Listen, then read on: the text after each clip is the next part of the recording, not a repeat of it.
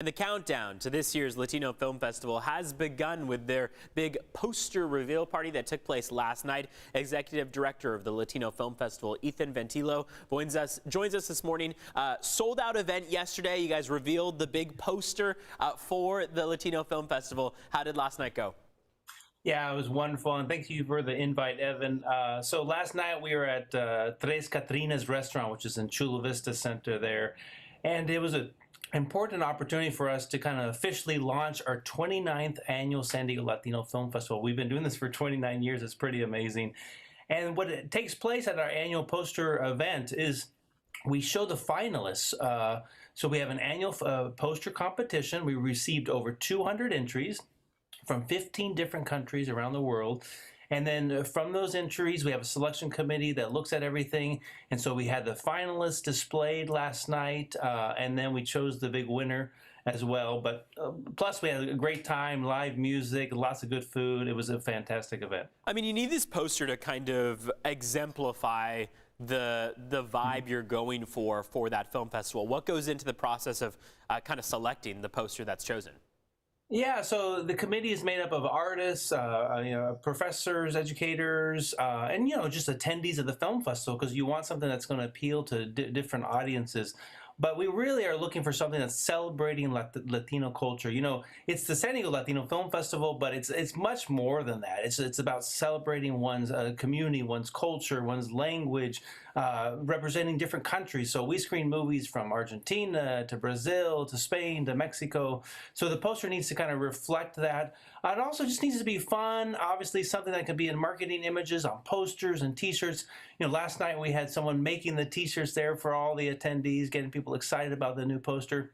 But yeah, so it's got to be something colorful and fun representing the Latino community, and it is. If you look at the poster that we chose, it's an amazing poster. Ethan, I think there are still some people who ask the question, why do we need a Latino film festival? What needs to be specific about Latinos? What is the point of having a Latino film festival just in general? Yeah, no, of course. I started the San Diego Latino Film Festival 29 years ago, and 29 years ago, things definitely were different in the sense that there weren't that many films in Hollywood, on TV, or in the movies.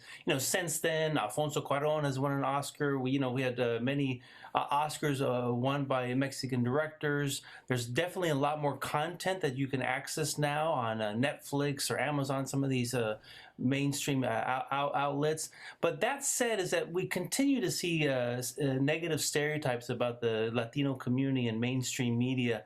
And it's really important that we show all different sides of the story, that we're not just getting like sound bites, from one source, or just listening to these, Hollywood films that again continue to show a lot of Latinos and certain kind of stereotypical characters. And then even despite the huge Latino population in the United States, there's only maybe 2% of Latinos in front and behind the cameras. So it's really important that we're bringing new voices to the table, bringing new voices to Hollywood. And a film festival like the San Diego Latino Film Festival supports that emerging Latino filmmaker, Latino stories from around the world. And we encourage people to come to the festival. It's 11 days, March 10th or 20th, and see the movies and buy some tickets and then support the next Latino filmmaker, because you never know. Who's going to be the next Alfonso Cuarón or the next Gael Garcia Bernal or Diego Luna. Yeah, and I mean, building on that, I also imagine that it's important for the younger people to be able to see themselves in these kinds of films and in a positive light, as you mentioned, as opposed to sometimes how they're shed in Hollywood, for example. Oh, continue. Oh, yeah. Sorry. No, build off of that. I mean, I'm sure you have more to say on that too. Yeah. Our organization is a nonprofit. It's the Media Arts Center San Diego that runs the San Diego Latino Film Festival. And in addition to the San Diego Latino Film Festival, we have education programs like the Teen Producers Project or our youth media and tech camps. We work with local libraries, the City Heights Library, for example, and we want to get kids to not only see accurate and positive images of themselves on the big screen during our film festival, but we also want them to create their own content and produce their own stories. And so So we want to teach kids how to use the tools and make their own films and videos about their community. Because what better way to learn something about a country or a community or a neighborhood is if the residents themselves, neighborhood themselves, are producing the content. Didn't even know that those kids could get involved like that, like teens. So that's really cool to see.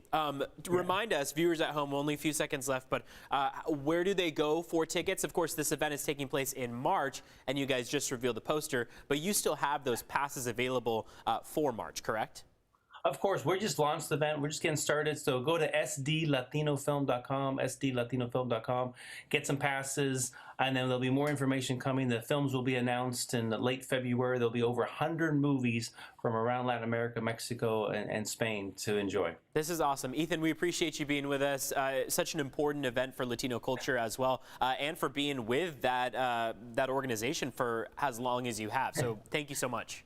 Yeah, thanks for your support.